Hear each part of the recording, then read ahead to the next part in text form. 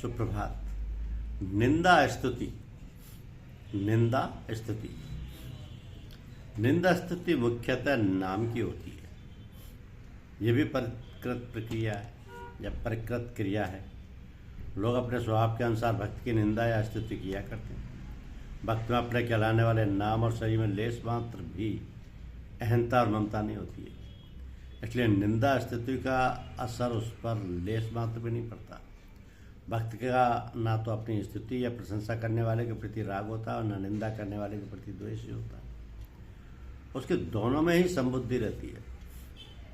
साधारण मनुष्यों के भीतर अपनी प्रशंसा की कामना रहा करती है, इसलिए वे अपनी निंदा सुनकर दुख का और स्तुति सुनकर सुख का अनुभव करते हैं।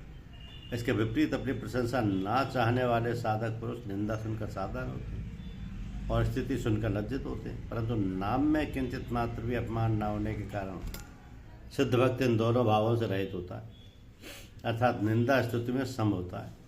हाँ, वो भी कभी कभी लोक संग्रह के लिए साधक की तरह निंदा में सावधान तथा स्तुति में लज्जित होने का व्यवहार कर सकता है।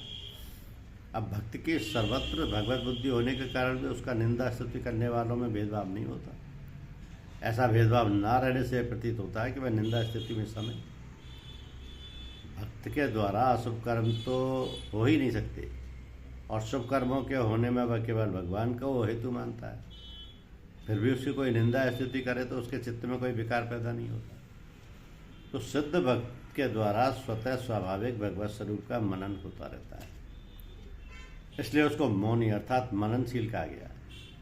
अंतःकरण में आने वाली प्रत्येक वृत्ति में उसको वासुदेव सर्वम यानी सब कुछ भगवान ही है, वही दिखता है, इसलिए इसके द्वारा निरंतर ही भगवान मनन होता है।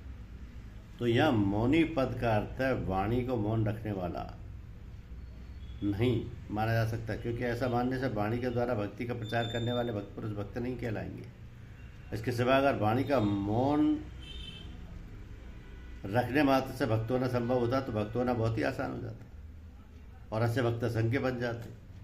किंतु संसार में भक्तों की संख्या अधिक देखने में नहीं आती। इसके सिवा आसुर स्वभाव वाला दम्भी व्यक्ति भी हठपूर्वक वाणी का मौन रख सकता है, परंतु यहाँ भगवत प्राप्त सिद्ध भक्त के लक्षण बताए जा रहे हैं, इसलिए यहाँ मौनी पद का अर्थ भगवत स्वरूप का मनन करने वाला ही मानना युक्ति संगत है।